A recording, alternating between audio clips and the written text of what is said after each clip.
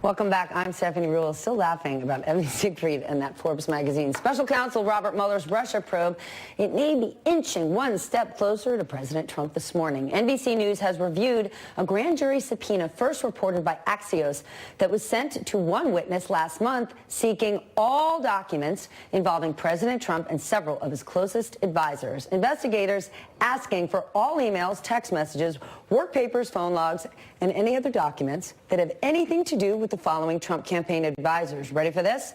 Whew, it's a list. President Trump himself, Carter Page, Corey Lewandowski, Hope Hicks, Keith Schiller, Michael Cohen, Paul Manafort, Rick Gates, Roger Stone, and Steve Bannon. Keith Schiller, who's that? Who's that? Oh, that's President Trump's security guard who had been with him for years, joined the White House, left the White House, and is still getting paid $15 grand a month from the RNC for security consulting. The request is for documents going back to November 2015, about 4 months after President Trump launched his campaign. I want to bring in Ned Price, former spokesman for the National Security Council and an MSNBC national security analyst, along with my dear friend, attorney Midwin Charles from the law firm Midwin Charles and Associates.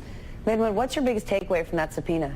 Well, this is pretty big. Number one, when you just went through all the list of people, it just reminded me of how none of them work at the White House right now, and we're only 13 months into this administration, which is why I lovingly refer to the White House as a temp agency. But that being said, I think that I always, I've issued these kinds of subpoenas to third parties in litigations all the time, and I always tell clients that cases are won and lost with documents collected as a result of subpoena, because the devil is where? Always in the details. So emails, text messages, communications like that, oftentimes is when people always feel a bit, they could be candid. You understand what I'm saying? So, I do. Exactly. So if someone is looking, just imagine if someone were to look into your text messages and your email communications, where the truth would be. And that's true for any of us. I mean, that's where you let your hair down. Exactly. Ned, you tweeted this morning that this subpoena may indicate Mueller is treating Trump's team like a criminal enterprise. That's aggressive. What makes you say that?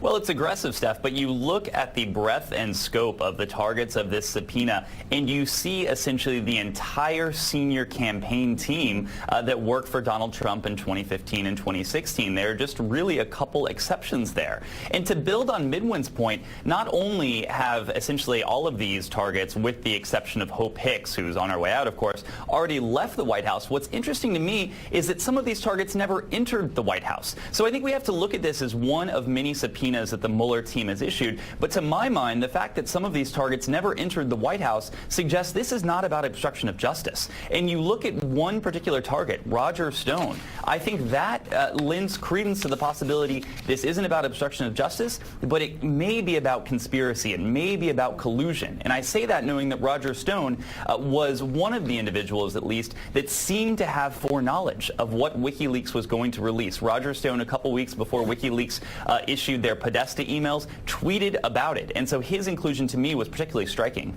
What struck me, to Ned's point, there was a few names left off. Midwin, what do you think about the fact that there's no Jared Kushner, no Donald Trump Jr.? Those guys were certainly by his side on the campaign trail. And no Ivanka Trump either. It's funny because I thought the exact same thing. And what I think is interesting, too, also to build on his point, is that not only were these the closest people to Donald Trump, but they played integral roles in all aspects of the Trump campaign and also subsequently after that into the Trump administration, at least up until the 13 months.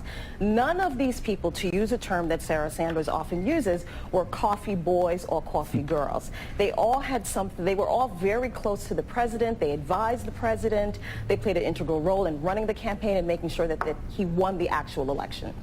Won the actual election. All right, Ned, we got to go to a Trump tweet because he tweeted about the Russia investigation this morning, writing in part, why did the Obama administration start an investigation into the Trump campaign with zero proof of wrongdoing long before the election in November? Wanted to discredit so Crooked H would win. Unprecedented. Bigger than Watergate. Plus, Obama did nothing about Russian meddling. So let's just fact check that. First off, that's not the case. Obama didn't do nothing about Russian meddling.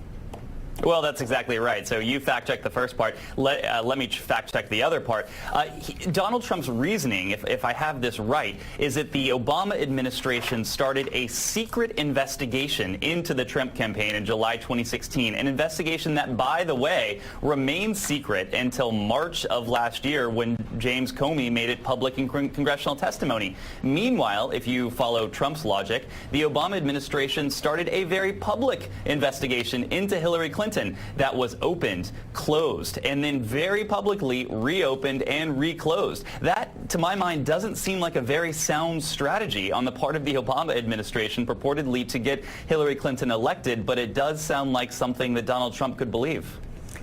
Wowzers, wowzers. Here's what I do believe. While we heard over and over from the Trump team, this investigation is almost over. I don't think it is. No, it's just starting. Midwin, Ned, thank you so much. Coming up, you know who won the election?